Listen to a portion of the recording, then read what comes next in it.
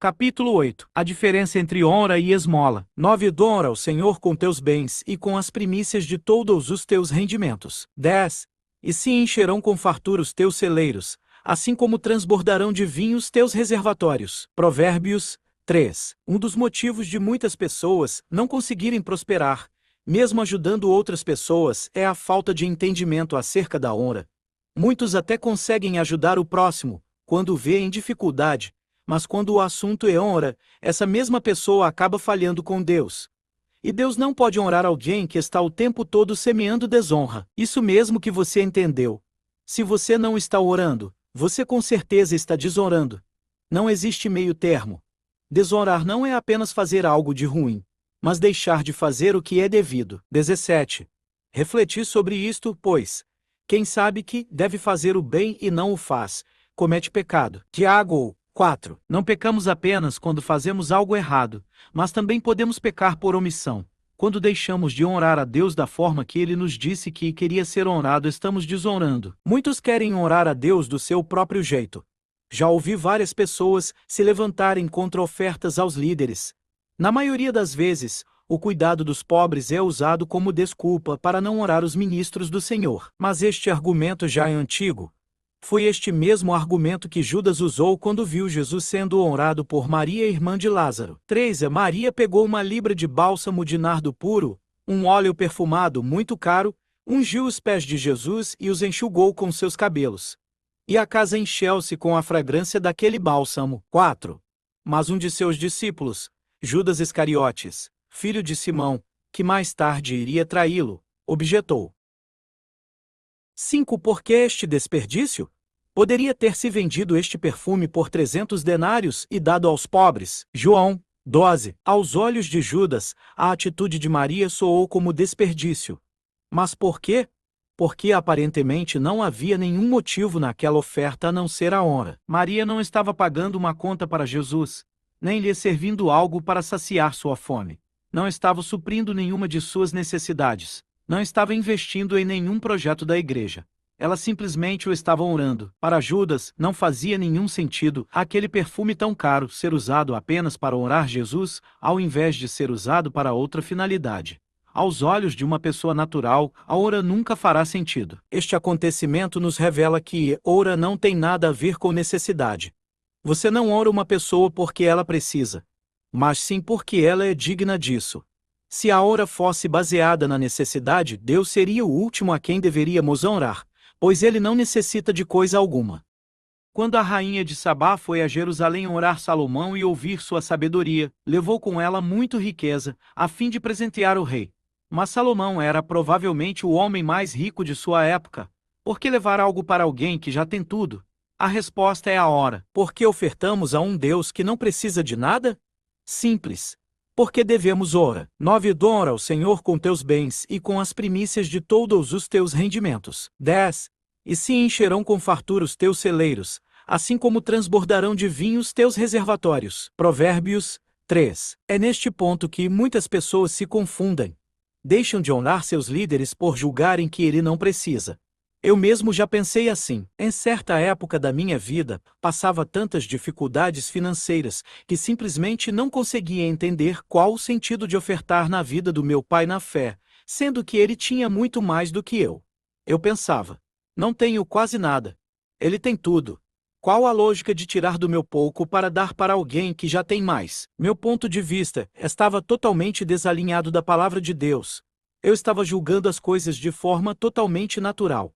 Mas a palavra nos diz que as coisas do Espírito de Deus se discernem espiritualmente. Permaneci não orando meu pai na fé, sem perceber que estava postergando a honra de Deus em minha vida. Você não vai ser honrado por Deus até que aprenda a orar. Eu não percebia que minha condição financeira ser inferior à condição financeira da pessoa a quem eu devia honrar não me isentava da responsabilidade de honrar. Quando a Bíblia diz que aquele que é instruído na palavra deve repartir seus bens com quem lhe instrui, não fala nada sobre a condição financeira de quem está sendo instruído ou de quem instrui.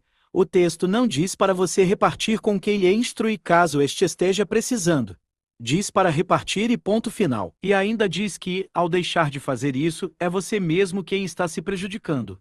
pois ao deixar de semear, você está abrindo mão da sua colheita. Depois que aprendi que honra nada tem a ver com necessidade, deixei de lado o fato do meu líder ter um padrão de vida mais elevado e decidi que iria honra porque ele merecia e não porque precisava.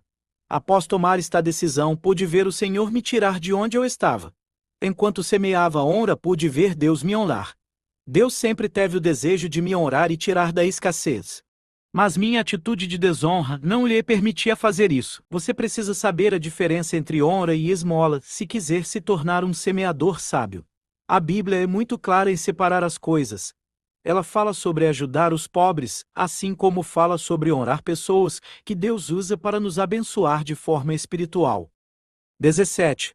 Os presbíteros que administram bem a igreja são dignos de Deus a honra, principalmente os que se dedicam ao ministério da pregação e do ensino. 1 Timóteo 5.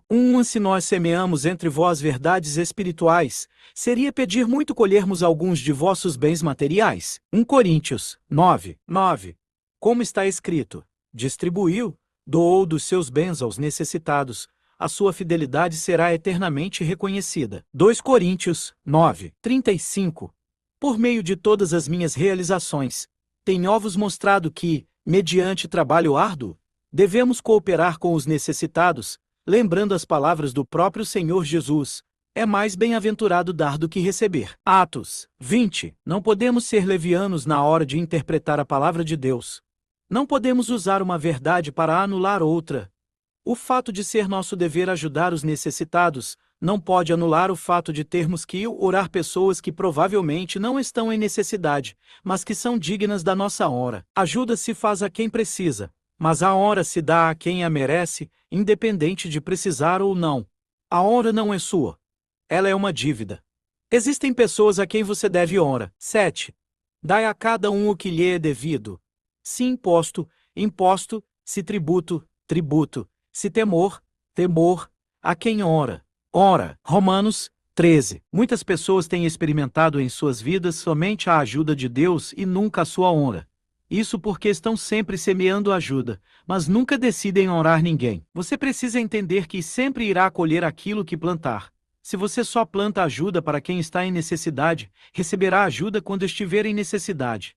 Mas jamais experimentará a honra do Senhor, trazendo o transbordar dos seus lagares enquanto desonra pessoas que Deus colocou em sua vida para lhe servir espiritualmente. Muitos têm invertido as coisas e, ao invés de colherem honra, acabam colhendo desonra.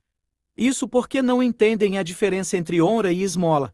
Assim acabam dando a honra para os pobres, enquanto dão esmolas para aqueles a quem deviam honrar. Este ensino não visa diminuir seu nível de comprometimento em ajudar os pobres. Muito pelo contrário. A história do povo de Deus comprova que todas as vezes que os hebreus eram fiéis em honrar os sacerdotes, trazendo seus dízimos e suas ofertas, Deus abria as janelas dos céus e fazia com que suas colheitas e seus negócios prosperassem de forma sobrenatural. Isso resultava em benefício para os pobres.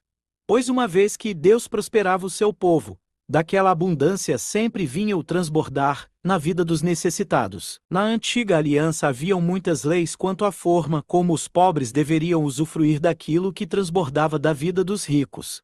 Vemos na história de Ruth como os pobres podiam entrar nas lavouras dos fazendeiros e catar as espigas que caiam das carroças. Penso que quanto mais abençoada uma colheita, mais espigas acabam caindo da nossa carroça. Isso porque quando a prosperidade de Deus chega em sua vida, ela sempre vem em boa medida, sacudida, recalcada e transbordante. Quando Deus começa a fazer milagres em suas finanças, Ele sempre vem trazendo além daquilo que você precisa. Ele encheu o barco de Pedro de tantos peixes que, se este não chamasse outros barcos, a fim de dividir os peixes, seu barco iria afundar. Se você aprender o princípio da honra, estará caminhando para um nível de abundância, onde ajudar os pobres será a coisa mais normal em sua vida. Tudo o que os pobres precisam é que o povo de Deus aprenda a honra corretamente, para que este, ao honrar seu povo, traga uma colheita tão abundante que não apenas supra suas necessidades, mas ainda lhe capacite a suprir as necessidades de quem estiver ao seu redor. Se você decide negar honra a quem é de direito e ao invés disso dá aos pobres o que deveria dar a um líder, ainda que você pense que está sendo fiel e humilde em fazer isso, Na verdade, você está se privando de futuramente ajudar ainda mais os pobres. Sem falar que é possível que logo você esteja pobre tanto quanto ele, e então vai precisar de ajuda. Quem semeia ajuda, recebe ajuda. Mas é bom lembrar que receber ajuda significa que você está em dificuldades. Talvez por isso vemos tantos crentes sempre em dificuldades dependendo de um milagre todos os meses para pagar suas contas, sem jamais entrarem na vida abundante que Deus planejou para eles. Se você deseja experimentar a aura de Deus em sua vida, aprenda de uma vez a diferença entre honra e esmola. Esmola você dá a quem precisa, honra você dá para quem merece.